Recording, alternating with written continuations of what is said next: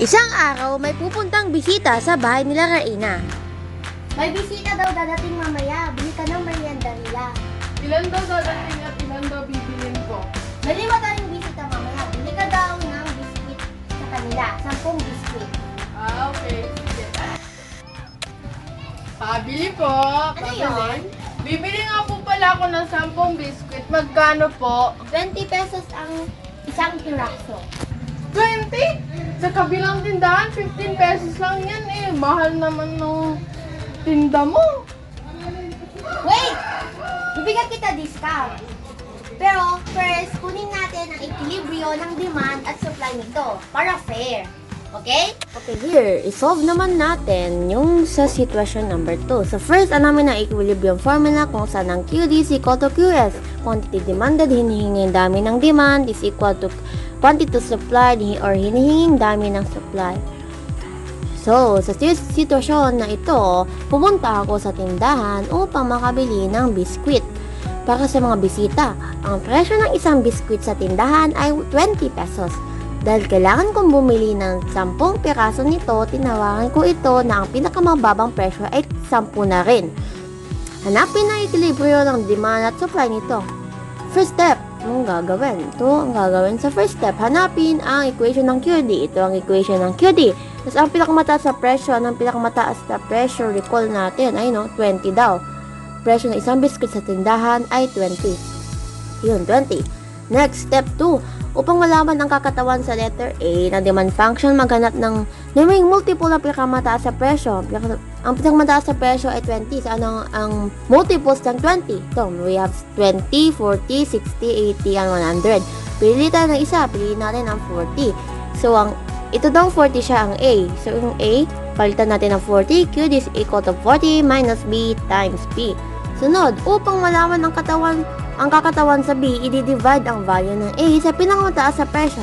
Value ng A na pili natin is 40. I-divide natin sa highest price, which is 20. Divide natin yan. 40 divided by 20 is equal to 2. At itong answer daw dito, siya ang magiging value ng B. So, itong B, papalitan ng 2. Now, we have Q is equal to 40 minus 2 times P. Next step, step 4. Hanapin naman ang equation ng QS. Gamitin ang supply function at ang binigay na datos na pinakamababang presyo. Ano ang pinakamababang presyo? Ayun o, tinawaran ko ito na ang pinakamababang presyo ay 10 pesos rin. So, ang pinakamababang presyo is equal to 10. Next, next. Hanapin naman natin ang multiple daw ng 10. Multiple na pinakamababang presyo. Ito ang multiples ng 10. First 5, 10, 20, 30, 40, 50. Choose 1. Let's choose 30. So, we will replace C by 30. Now, we have QS is equal to 30 plus D times P. Next step, step 6. Lagyan ng negative sign ang piniling multiple na pinakamababang presyo na kakatawan sa C. So, ang pinili natin ay 30. Lagyan ng negative sign, naging negative 30. Now, we have QS is equal to negative 30 plus D times P. Next one. Step 7. Hanapin naman ang letter D. Ang gagawin? I-divide ang piniling multiple ng pinakamababang presyo sa pinakamababang presyo. Ano ba yung napili natin? 30. Divide natin. Ito yung tawag natin, 10. So, 30 divided by 10 is equal to 3. At itong value ng 3, siya ang magiging value ng D. So, itong D, papalitan ng 3. We have Q is equal to negative 30 plus 3 times P. Next. Step 8. Hindi. Ito, meron na tayong QD and QS. Next, step 8. Gamit ang equilibrium formula. Bumuo ng equation gamit ang binigay na datos ng QD at QS. So, ito yung from the very first start ng PowerPoint. Meron na tayong, ito yung pinakita ko, QD is equal to QS. Okay, next. Ayun. So, yung value natin kanina dito, siya ilalagay dito. 40 minus 2 times P is equal to negative 30 plus 3 times P. Next, step 9. Pagsasamahin daw ang AC at BD. So, 40 and 30 pagsasamahin. Tapos, 2P and 3P pagsasamahin. Ayun, no? Since ito, nilipat siya dito, magiging positive. At ito, since nilipat doon, naging positive rin. Step 10. Ayun, isasagawang addition. Isasolve lang natin itong equation na to. 40 plus 30 is equal to 70. 3p plus 2p is equal to 5p. When we have 5p is equal to 70. Next, step 11. Ito, upang makuha ang value ng napagkasundo ang presyo na p, i-divide ang dalawang value gamit ang numero katabi ng p. So, ang numero katabi ng p is 5. So, i-divide mo daw ito sa 5. So, itong equation na yun over 5. Next, magka-cancel ang 5, may iiwan ng p, tapos 70 divided by 50 is equal to 14. Next one, upang makuha ang value ng QD at QS, gamitin ang value ng napagkasundo ang presyo sa P ng demand at supply equation. Yun. So, ito yung equation natin kanina, tapos yung P na nakuha natin, so papalitan yung P ng 14. So, dito mong side muna tayo. 14 times 2 is equal to 28. 40 minus 28 is equal to 12. So, QD is equal to 12. Sa QS naman, 14 times 3 is equal to 42. QS is equal to negative 30 plus 42. Now, QS is equal to 12. So, meron tayo ditong QE. QE kung saan equal siya sa 12 at ang PE ay equal to 14. Ibig sabihin nito, kapag bibili ka ng 12 na piraso, magiging 14 pesos na lang ang bawat per piece. Next, step 13. Ano ang numero sa pagitan ng pinakamababa at pinakamataas na presyo ay maaaring kumatawan sa P. Ngunit upang hindi maging marami, hanapin ang numero na divisible ng value ng PE. Pumili lamang ng isa mula rito. So, kanina ang nakuha natin is 14. So, hanapin natin ang divisible sa 14. We have 1, 2, 7, 4. Pipili ng isa. Let's choose 2. So now, here, kunin ang mga multiple na piniling divisible ng PE. Siguraduhin hindi mababa sa pinakamababang presyo at hindi lalagpas sa pinakamataas sa presyo ang mga multiple hiningi presyo. Dito, may note ulit tayo dito. Lowest price is equal to 10. Highest price is equal to 20. Piniling divisible 2. So, ganito ang gagawin. Ayun, meron tayo dito. Itong mga P dito dapat not lower than 10. Ito yung minimum and not higher than 20. Ito naman ang maximum. So, yung pinigyan natin divisible, ang gagawin parang 10 plus 2 plus 2 plus 2. So, 10 plus 2, 12 plus 2, 14 plus 2, 16 plus 2, 18 plus 2, 20. Sunod na step 15. Okay, ito kanina nilagay natin dito. Upang makagawa ng mga demand at supply na equation, ihalili sa P ang mga value na hinihing presyo. So, yung P, ayun o, dito dapat yung P. Papalitan natin ito mga to na 10, 12, 14, 16, 18, 20. Yan, pinalit natin dito. Yun. Next, step 16.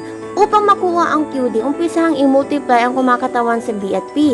Ang magiging resulta nito ay subtract mula sa kumakatawan sa A. So, anong gagawin? Ganito. So, ditong side QD, ditong side naman QS. So, kailangan lang natin ang QD, alisin natin yon. So, ito, direct na nating answer at ito ang mga sagot niya. Dito naman, ang sagot is 20. Dito, 16. Dito naman, 12. Dito, 8. Dito sa kabila, 4. Dito sa last one, 0. Next, step 17 na agad. QS naman ang hinihingi. So, ito yung kanina, yung table. Now, QS lang kailangan. Lipat natin to dito. Ayun, nilipat lang natin. Ayun, ito, lipat doon. Yun. Tapos, answeran na natin agad. Ito yung mga nakuwang sagot. QS is equal to 0, 6, 12, 18, 24, 30. Next one, step 17. Next dito, next slide. Meron tayong, ito yung mga value na nakuha natin kanina. Yan o, 2016, 12, 8, 4, 0, 0, 6, 12, 18, 24, 30. Yun. Sunod. Step 18 na tayo. Okay. Ano gagawin sa step 18? Upang mabuo ang demand at supply schedule, ay gagawa na ng schedule dito. Ilagay ang magkapare sa dami ng demand at supply at presyo sa talahayan. Asan ang table natin? Ayun, table. Ang tawag dito ay demand at supply schedule. So, ito yung mga presyo. Yung nilagay lang lahat dito. So, presyo, yung 10, 12, 14, 16, 18, 20. Tapos yung mga nakuha nating answers dito sa QD, siyang nilagay dito. Tapos yung nakuha ang answers sa QS, siya naman nilagay dito. Yun. Tapos, ito yung itsura ng demand at supply schedule kapag dinom. So, kung napapansin nyo, may part dito kung saan na parehas ang value ng QD and QS. Ito yun. Yung ditong part. Ito ang equilibrio. Next, step 19, para mabuo ang demand at supply curve, pagsamahin ng coordinates pagsamahin ng coordinates ng QD, P, at QSP. So, coordinates pa lang to. Ayun ito, yung demand supply schedule ng coordinates QD and P.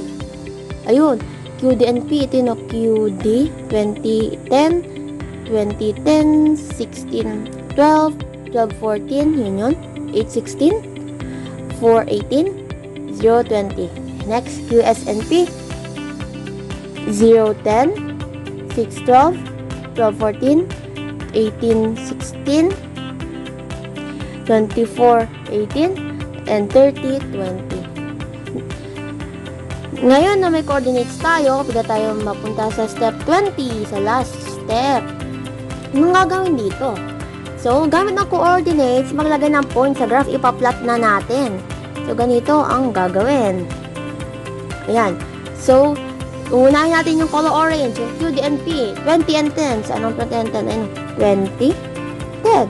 Next, 16 and 12, 12 and 14, 8 and 16, 4 and 18, 0 and 20. Next, sa QS naman, 0 and 10, 6 and 12, 12 and 14, 18 and 16, 24 and 18, and 30 and 20. Yun, tapos, lagyan natin ng line. Ayun. At itong intersection point nila kung saan nag-meet yung line, ayan ang equilibrio. Lagyan natin ng kulay red. Ayun. So, dito na ang equilibrium price. Dito naman ang equilibrium quantity. I-zoom natin. Ayan siya, pag malaki. Dito, nag-meet sila kasi kapag bibili ka ng 12 pieces, ang halaga ng bawat isang biscuit is 14 pesos na lang. Di ba dati 20? So, naging tawad mo is 14. Yan ang equilibrium price. Yan ang equilibrium quantity. Yan. So, ganyan gagawin yung 20 steps para makuha ang equilibrio ng demand at supply nito. Ano? Nakita mo? Sa 12 na biscuit, 168 pesos na lang ang magiging halaga nito kasi 14 pesos na ang isa. Kung walang discount, ang babayaran ay 240 pesos.